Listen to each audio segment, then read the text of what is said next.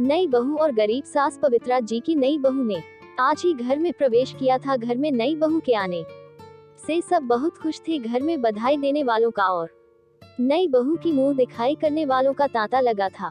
इसी बीच पवित्रा जी किसी काम से अपने कमरे में गईं।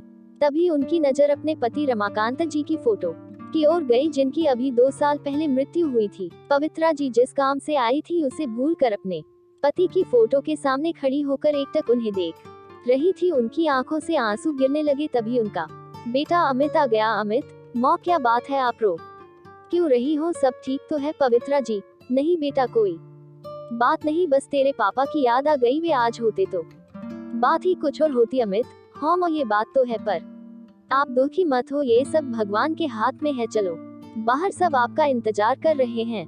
पवित्रा जी आंसू पोंछकर बाहर आकर मेहमानों की खातिरदारी में लग जाती हैं। शादी से भरे घर में सभी नई बहू को घेरे बैठे थे। 2 दिन बाद जब सब मेहमान चले गए तो पवित्रा जी ने बहू बेटे को एक गह बिठाया और कहा, पवित्रा जी बेटी, अब ये घर तुम्हें संभालना है। ये लाने घर की चाबी।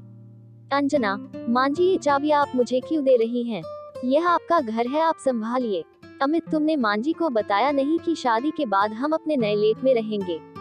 पवित्रा जी, अमित बहू ये क्या कह रही है? मैंने इतने अरमानों से तुम्हारी शादी की थी और तुम दोनों पहले ही मुझे छोड़कर जाने का प्लान बना कर बैठे हो। ये कहकर पवित्रा जी रोने लगी। अमित, माँ ऐसी कोई बात नहीं है, तुम जो जानती हो अंजना नए ख्यालों की लड़की है, इसलिए हम अलग रहना चाहते हैं। यहाँ यह एडजस्ट नहीं हो पाएगी। हम आपसे कभी कभी मिलने आया करेंगे और आप चाहो तो कुछ दिन के लिए हमारे साथ रहने आ सकती हो। ये सुनकर पवित्रा जी को बहुत झटका लगा। उनके पति का स्वर्गवास हो चुका था। इकलौता बेटा अमित भी उन्हें छोड़कर जा रहा था। अब वे अकेले किसके सहारे रहेंगी, यही सोचकर वे रोते हुए अपने कमरे में चली गई। 2 दिन बाद अमित और अंजना अपने नए घर में चले गए। जाते समय अमित ने माँ से कहा, अमित माँ मैं आपसे मिलने आता रहूंगा और पैसे भी भिजवाता रहूंगा, आप चिंता मत करो। पवित्रा जी, उसकी तुम चिंता मत करो, तेरे पापा इतना कुछ छोड़ कर गए हैं कि मैं जीवन भर सुख से रह सकती हूँ। तू जाकर अपनी गृहस्थी जमा, मेरी चिंता छोड़ दे। अमित और अंजना दोनों चले गए। उनके जाने के बाद पवित्रा जी फूट फूट कर रोई, लेकिन अब कौन था जो उनको चुप कराता, इसलिए वे रोते रोते सो गई। जब उठी तो छत पर जाकर बैठ गई। इसी तरह कुछ दिन बीत गए। अमित ने अपने नए घर जाकर एक बार भी माँ से बात नहीं की। अमित के इस व्यवहार से पवित्रा जी टूट सी गई थी। एक दिन पवित्रा जी की बचपन की सहेली उनसे मिलने आई। कविता, अरे पवित्रा कैसी हो? अमित की शादी पर तो मैं आ न सकी, सोचा आज जाकर बहू की मुंह दिखाई कर आती हुए। बहू कहाँ है? पवित्रा जी, कविता, वे दोनों ये घर छोड़कर चले गए।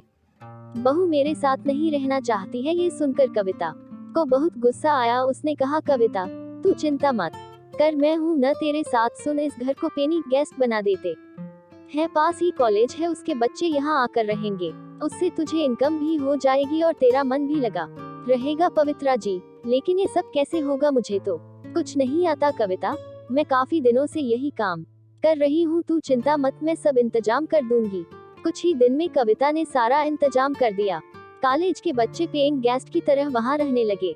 पवित्रा जी उनसे बातें करती रहती थी, उनका अपने बच्चों की तरह ख्याल रखती। इस सब में समय कब निकल जाता था पता ही नहीं चलता था। पवित्रा जी इस सब से इतनी खुश रहने लगी कि उन्हें अब अमित और अंजना की याद भी नहीं आती थी। बच्चे भी उन्हें बहुत मानते थे। इस तरह उनका अकेलापन भी दूर हो गया और उन्हें किसी पर बोझ भी नहीं बनना पड़ा।